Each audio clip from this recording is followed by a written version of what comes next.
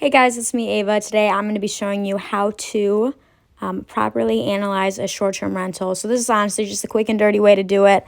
I would definitely recommend researching a little bit more, but this is exactly how I analyze it. But sometimes, which you'll see in this video, I'll look at more of the predicted revenue more, but this is super brief and I really hope you guys enjoy this video and you actually find it helpful.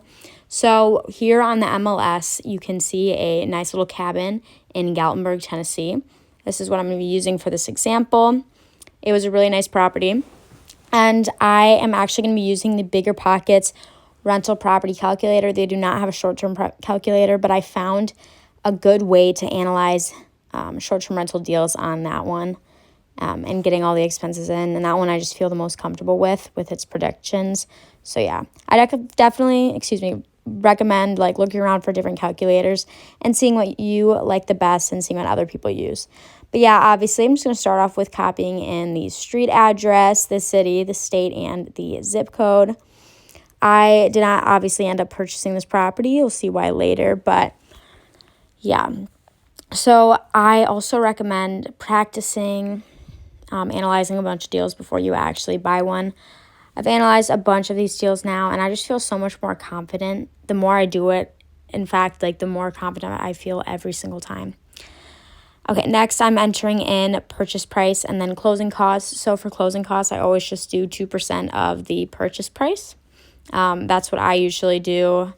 I know it's 1 to 2%, but again, we want to be conservative. We want to maximize what we think it's going to be. So yeah, that was $12,500 for purchasing and closing costs. Now, I always say I'm going to be rehabbing this property. Preferably, I'm going to buy a property that's all good and furnished and turnkey.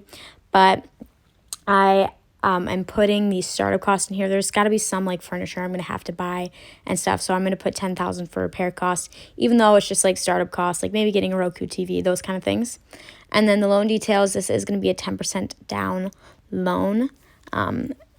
Typically with this loan, I was seeing a 4.5% from interest rate from my lender, and then 3 points. Unfortunately, 2022 in Fannie Freddie, they decided to put points on some of the specialty loans, so it's not as risky for them. Right now, I'm trying to figure out how much I can get monthly, so I'm looking at Price Labs. You, if you're self-managing your property, you're going to be looking at the 75th percentile thing or chart, and if you are managing with Property Manager, look at anything that says 50 percentile. So this is Price Labs, but you can find it on the short-term shop. They have a bunch of different cities, but not everyone. This is the Gatlinburg one, but I typically want to look at bedrooms and bath. Okay, 1 bedroom, I can see that it gets $63,000 in revenue. It also shows daily rate averages and then occupancy yearly averages. So with that, I'm going to determine the revenue. Also, I'm going to be using something called the enemy method to determine the revenue. So with the revenue, you want to look at a bunch of different things. I'd also recommend taking a look at AirDNA.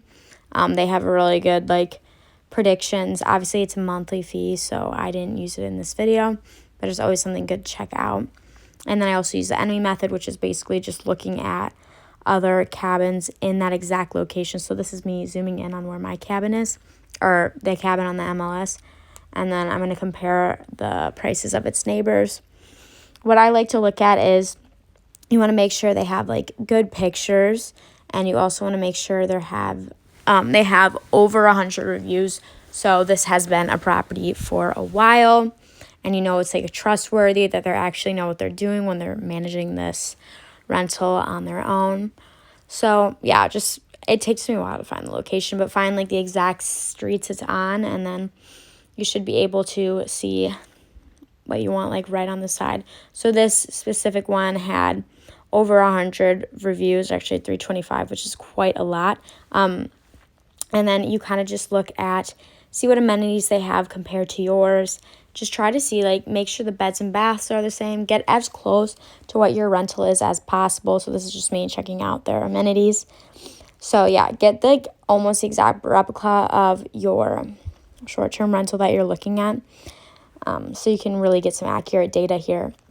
And then I just looked at their different prices for different months. So obviously right now it's March-ish. they're not going to be having as high as prices. But, excuse me, I'm tired. But in July, like the summer months, they're going to be having like a lot higher rates. Like that just jumped up $100. You see that? That's crazy. So make sure you just take a look at that. It's super important. Do not neglect it at all. So I'm just going to speed this part up just a little bit more because you kind of get the point. It's just looking at all the rental comps and stuff. And I do that for like probably 3 properties a minimum.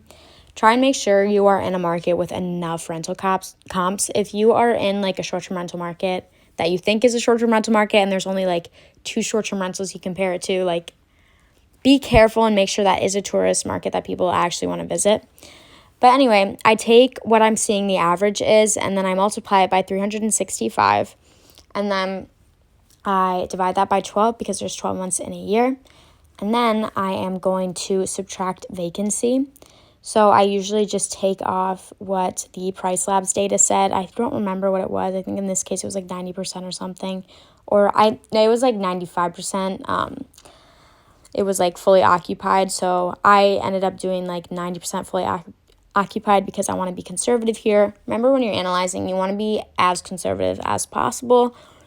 And I feel like you kind of just get the gist of this. So we're just going to move on. I think the total was like 5,500, but I'm taking off 500, guys. I just want to be conservative as possible. And then you just move down to expenses. So property taxes. In this market, property taxes are extremely low. In fact, this is like the highest I've ever seen them in this market before. But you enter taxes, you enter insurance. I usually get around like $120 a month for the properties I'm looking at. Repairs and maintenance, I always do 3. We already accounted for vacancy, so you can leave that at 0. CapEx, I'm going to put at 3 again. And then management fees. I'm not going to have a property manager, but Vrbo and Airbnb add a fee for like your booking. So that's like 3 for Airbnb and 7 for Vrbo. So I just get the 5% average of what they're going to be taking. And put that in the one part. And then I'm going to be looking at the monthly HOA fee. Some properties have HOAs, some don't. Preferably they don't have an HOA fee, but of course sometimes they will. Also for electricity, we already passed that. I put $150. And then for garbage, I'm not actually charging garbage, but I'm using that to put the cable and internet fee in, which is like $100. And then for the miscellaneous stuff, or the other part, I had to go back and actually enter it in, but I'm just going to put like $150 for supplies, like paper towels and all that stuff. And then once I scroll up, you can see that this is actually, in fact, not a very good property. I personally would not purchase this. The return is not high enough for a short-term rental. But don't get discouraged. Keep looking. I really hope this video helped you guys. Remember, you can adjust the numbers, see if it works. But if the deal is not going to work and the numbers are showing you that, don't buy it. All right, guys, I know that video was kind of rushed and just kind of confusing, but I really just wanted to get that out there so I can genuinely help you guys. I really hope you enjoyed. Like, subscribe, and comment, and I'll see you in the next video.